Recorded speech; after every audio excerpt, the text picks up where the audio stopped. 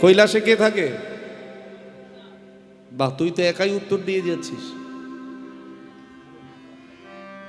বাবা ভোলানাথ।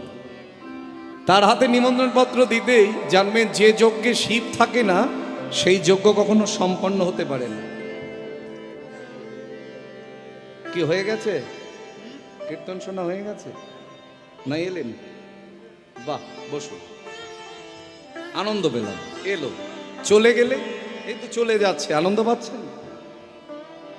চলে তো একজন গেছেন, আনন্দ লাগছে কি? যদি আসে আনন্দ হয়, যদি চলে যায় নিরানন্দ হয়। এই দুজন মাকে দিয়ে বোঝালাম আর কি। এলেন আনন্দ হলো, চলে গেলে নিরানন্দ হলো। এটা দিয়ে ওটা বোঝানো যায়। যে যজ্ঞে শিব থাকে না সেই যজ্ঞ কখনো সম্পন্ন হতে পারে